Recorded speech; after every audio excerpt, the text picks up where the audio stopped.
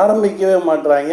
நிஜமாவே நம்ம இருக்கோமா அப்படின்னு எனக்கு ஒரு சந்தேகம் வந்துடும். அவர் சொன்னார், நீங்கள் 2022 தானே, நான் 2019 வெயிட் பண்ணிகிட்டு இருக்கேன் அப்படின்னாரு. உங்களை விட நான் 3 வருஷம் முன்னாடி அப்படின்னாரு.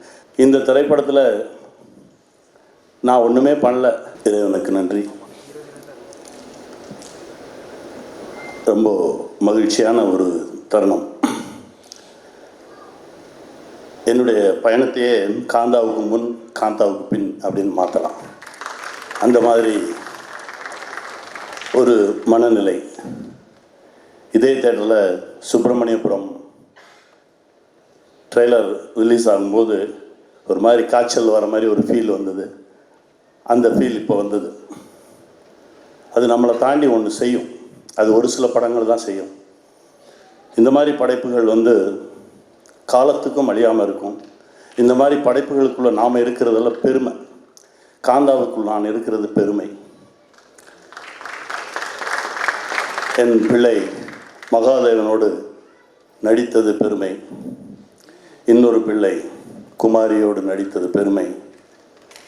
என் தம்பி ராணாவோடு இருந்தது பெருமை. இன்னொரு தம்பி செல்வாவோடு பயணப்பட்டது பெருமை. ரொம்ப நிறைவாக இருக்குது. போதுண்டா அப்படின்ற மைண்ட் செட் வந்துச்சு. அப்படி ஒரு படைப்பு. ஏன்னா அந்த ஐயாவை கண்டுபிடிக்கணும் பாரு டைரக்டர். ஐயாவை கண்டுபிடிச்சோம். கிட்டத்தட்ட 2022 என்கிட்ட பிரசாந்த் சார் அனுப்பிச்சி விட்டார். அவரை கதை கேட்டாச்சு. ஒரு சில கதைகள் தான் நம்மளை சாப்பிட விடாது, தூங்க விடாது. அப்படி கதையை சொல்லிவிட்டு பவுண்டட் ஸ்கிரிப்ட் கொடுத்துட்டு போயிட்டார். படித்து முடிச்சதுக்கப்புறம் நான் தூங்கலை, சாப்பிடல, சுற்றி வந்துட்டுருக்கேன். இந்த படத்தை எப்படியாவது சீக்கிரமாக எடுத்துருங்கன்னு. எடுக்கவே மாட்டுறாங்க. ஆரம்பிக்கவே மாட்டுறாங்க. நிஜமாகவே நம்ம இருக்கோமா அப்படின்னு எனக்கு ஒரு சந்தேகம் வந்துடும். திரும்ப மெதுவாக டைரக்டருக்கு ஒரு ஃபோன் பண்ணுவேன். செல்வா அப்படின்னா ஐயா அப்படின்பாரு. அவர் ஐயான்னு கூப்பிட்டு அப்போ நம்ம இருக்கோம் அப்படின்னு நினச்சிட்டு அப்படியே போச்சு. திடீர்னு பிரசாந்த் சாருக்கு அடிப்பேன். அவரும் ஐயாம்பாரு. அப்போ இருக்கோம் கன்ஃபார்ம் அப்படின்னு சொல்லி போய் கடைசி அப்புறம் தான் செட்டில் பேசும்போது மகாதேவன் ஐயாட்ட பேசிகிட்டு இருக்கும்போது அவர் சொன்ன மகாதேவன் சொல்கிறது நான் அவரை சொல்கிறேன், துல்கர் சாரை சொல்கிறேன். ஏன்னா அந்த மகாதேவன் அப்படின்ற பேரை ஒரு முறை உச்சரிக்கும் போதும் என் ஆத்மா அவ்வளவு மகிழ்ச்சி அடையும். அப்படி உச்சரித்த ஒரு இடம், ஒரு தருணம். அவர் சொன்னார், நீங்கள் 2022 தானே, நான் 2019 வெயிட் பண்ணிகிட்டு இருக்கேன் அப்படின்னாரு. உங்களை விட நான் 3 வருஷம் முன்னாடி அப்படின்னாரு. ராணாட்ட பேசினா 16ன்றாரு. என்னையா நடக்குது? அப்படி அதாவது ஒரு படைப்பை நாம் இயக்குவது வேற, படைப்பு நம்மை இயக்கும், நம்மளை ஓட விடும், அழுக விடும், கஷ்டப்படுத்தும், காயப்படுத்தும். அது தன்னை உருவாக்கிக்கிறதுக்காக நம்ம எல்லாத்தையுமே ஓட விடும். அதுதான் உண்மையான படைப்பு. அப்படி காந்தா எங்கள் எல்லாத்தையுமே ஓட விட்டுச்சு. அதெல்லாம் ஒரு 8 மாதம் ஆரம்பிச்சையோடு சுற்றி இருந்தேன். எங்கே போனாலும் சரி ஃபோட்டோ எடுத்துடாதீங்க அப்படின்னு கையை வச்சு பொத்திட்டே அலைவேன். அவ்வளவு நிறைவை தந்த ஒரு படைப்பு. செல்வா கிட்ட இது செல்வா முதல் படம்னே யாருமே சொல்ல மாட்டாங்க. ஏன்னா செல்வா கிட்ட அவ்வளோ இருக்குது. செல்வா கிட்ட நிறைய விஷயங்கள் கற்றுக்கிட்டேன். பல இலக்கணங்களை உடைச்சார் ஷூட்டிங் டைம்லேயே. நான் கேட்பேன், இது இங்கே எடுக்கணுமே அப்படின்னேன். அது வேண்டாம் அப்படின்னா. ஏன் செல்வா அப்படின்னா, இல்லை நான் யாரை கிட்ட கொண்டு போய் ஜனங்களுக்கு காட்டணுமோ அவங்கள மட்டும் தான் கிட்ட காட்டுவேன் அப்படின்னாரு. அது எனக்கு ரொம்ப பிடிச்சிருந்தது. இது வேற ஒரு சினிமாவாக இருக்குது, சினிமா மாறிட்டு இருக்கு அப்படின்றத செல்வா மூலமாக உணர்ந்துக்கிட்டேன். இப்போ நான் பண்ணிகிட்டு இருக்க படத்தில் சொன்னேன், யாரை கிட்ட காட்டணுமோ அவங்கள தாண்டா காட்டணும், இது செல்வா சொல்லியிருக்காடா அப்படின்னு. அந்த மாதிரி கற்றுக் கொடுத்தார் செல்வா.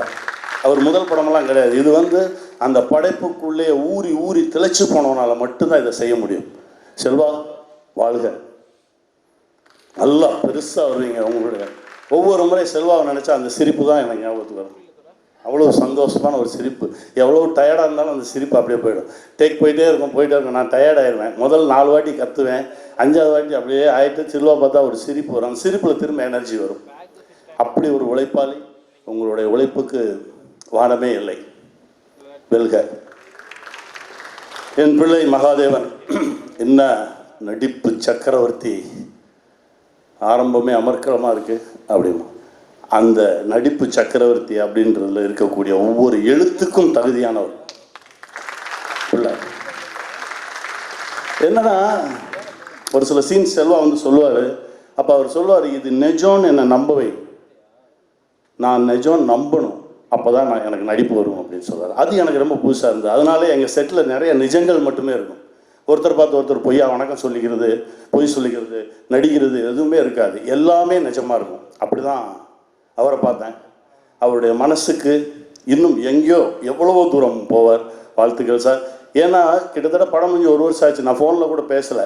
பேசுனா சார் அப்படின்னு கூப்பிட்ருவோமோ, அவர் நம்மளை சார்னு கூப்பிட்ருவாரோ, அந்த மகாதேவன் ஐயா அப்படின்ற இடம் அப்படியே இருக்கட்டுமே அப்படின்னு சொல்லி தான் நான் பேசவே இல்லை. செல்வாட சொல்லுவேன், மகாதேவன்கிட்ட சொல்லுங்கள், நான் கேட்டேன்னு சொல்லுங்கள். பல தடவை சொல்லியிருக்கேன். இந்த அன்பு என்றைக்குமே இருக்கும். ரொம்ப மகிழ்ச்சி எனக்கு. என் பிள்ளை குமாரி, அவர் ராஜகுமாரி, எல்லா தகுதியும் இருக்கக்கூடிய ஒரு நடிகை. அவள் அவ்வளோ தூரம் உண்மையாக இருக்கக்கூடிய ஒரு நடிகை. அந்த கதாபாத்திரத்துக்கு அவ்வளவு நியாயம் செஞ்ச ஒரு பெண். இப்படி ஒரு பெண் தமிழ் சினிமாவில் அறிமுகமாகிறது ரொம்ப சந்தோஷமாக இருக்குது. நான் தான் சொன்னேன், நீ இருக்கிற வரைக்கும் சினிமாவில் இருந்துகிட்டே இருப்ப உன்னுடைய உழைப்புக்கு அப்படின்னா. நல்லா வரணும் இறைவன் ஆசீர்வாதத்தில். என் தம்பி ராணா நிறைய முறை நல்ல நல்ல படைப்புகள் எங்கெல்லாம் இருக்கோ அதுக்குள்ளே ராணா இருப்பார். செல்வா எத்தனை முறை படம் பார்த்தாருலாம் எனக்கு தெரியாது. இந்த படத்தை அவர் காலையில் ஒருக்க ஈவினிங் ஒருக்க பார்த்துட்டே இருந்தார். இது செல்வா என்று சொல்லிட்டே இருந்தார்.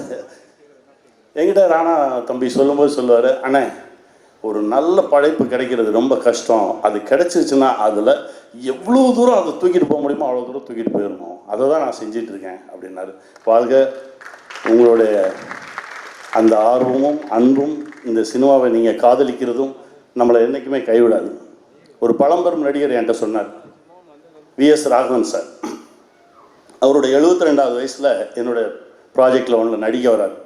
அப்போ என்கிட்ட சொல்லுவார், கனி நீ உண்மையாக இருந்துரு, சினிமா உன்னை விடவே விடாது, ஏதாவது ஒரு இடத்துல உன்னை பிடிச்சி வச்சுக்கிட்டே இருக்கும் அப்படின்னு சொல்லுவார். அதுக்கப்புறம் அவருடைய 92வது வயசில் பார்க்குறேன். என்னுடைய படத்துக்காக ஒரு டேக்ஸ் ஃப்ரீ வாங்குறதுக்கு போகிறேன், அப்பான்னு ஒரு படத்துக்காக. அவருடைய 92வது வயசு அவர் இறங்கி வர்றார். அப்போ சொல்கிறார், நான் சொன்னேன்ல நான் உண்மையாக இருக்கிறதுனால என்னுடைய மரணம் வரை சினிமா என்னை பிடிச்சிக்கிட்டே இருக்கும், இன்னும் எவ்வளோ நாள் இருந்தாலும் நான் சினிமாவில் இருப்பேன், சினிமா என்னை விடவே விடாது, உன்னை யாருமே பார்க்கலையே நீ கவலையப்படாத, உன்னை கேமரா பார்த்துட்ருக்கு, நீ உண்மையாக இருந்துரு அப்படின்னார். அதை தான் இந்த மூமெண்ட் வரைக்கும் மொத்த பேருமே கடைபிடிக்கணும். காந்தா அப்படின்ற ஒரு படைப்புக்காக தான் எல்லாருமே ஓடணும். அதுதான் இப்போ கொண்டு வந்து நிறுத்திருக்கு. மச்சான் ஆண்டனி என்னுடைய முதல் படத்துக்கு அவர் தான் உன்னை சரணடைந்தேன் படத்துக்கு அவர்கிட்ட படத்தை எடுத்துகிட்டு போகிறேன், எனக்கு ஒரு நல்ல ட்ரெய்லர் கட் பண்ணி கொடுங்க அப்படின்னு. மொத்த படத்தையும் கொடுத்துட்டு கிளம்பு அப்படின்னாரு. அப்படியெல்லாம் நாங்கள் பண்ண மாட்டோம், ஏன்னா நான் அப்படி தான் பண்ணுவேன், மொத்த படத்தையும் கொடுத்துட்டு போங்க, ஒரு வாரம் கழிச்சு நான் கூப்பிட்றேன் வாங்க அப்படின்னாரு. என்னடா வித்தியாசமாக இருக்கு அப்படின்னு சொல்லி கொடுத்துட்டு வந்தாச்சு. ஒரு வாரம் கழிச்சு எனக்கு ஒரு ட்ரெய்லர் காட்டினார், அட்டகாசமாக இருந்தது. அதற்கு பிறகு அங்கங்கே பார்ப்போம், கை காட்டுவோம், சிரிப்போம். இந்த படைப்பில் தான் அவராக எனக்கு ஃபோன் பண்ணி பேசினார். எனக்கு அதுதான் ரொம்ப ஆச்சரியமாக இருந்தது. இவன் பேசவே மாட்டானே, எப்படா பேசுகிறான் அப்படின்னு. டேய் அப்படின்னு சொல்லிட்டு ஒரு 2-3 கெட்ட வார்த்தை சொன்னான். சொல்லி அதுக்கப்புறம் சொல்லும்போது எனக்கு ரொம்ப சந்தோஷமாக இருந்தது. டைரக்டர் சொன்னேன், சார் இப்படி சொன்னார், சொல்லிட்டாரா, அப்போ ரைட்டு அப்படின்னாரு. அவ்வளோ ஒரு நேர்மையான ஒரு உழைப்பாளி ராமலிங்கம், அற்புதமான ஒரு கலைஞன், எல்லாரோடையும் சேர்ந்து பயணப்பட்டது ரொம்ப மகிழ்ச்சி. இந்த திரைப்படத்தில் நான் ஒன்றுமே பண்ணல, என்னை தட்டி தேத்தி எடுத்துகிட்டு வந்து எங்கள் டைரக்டர் தான். அதுக்குள்ளே இறங்குனதும் எங்கள் டைரக்டர் நான் நம்புகிறேன். என்னுடைய குருநாதர் கேபி சாருடைய ஆசீர்வாதமும், நிறைய நேரங்களில் அவரை நினைக்காத நாளே இல்லை. ஒவ்வொரு நாளும் மேக்கப் போட்டு அப்படி வெளியில் வரும்போது என்னுடைய குருநாதர் தான் மைண்டில் வருவார். அவர் தான் உள்ளே இறங்கி பல இடங்களில் வேலை பார்த்துருக்காருன்னு நான் நினைக்கிறேன். இது அவருக்கான ஒரு காணிக்கையாக தான் நான் நினைக்கிறேன். மீண்டும் வெல்வோம். நன்றி.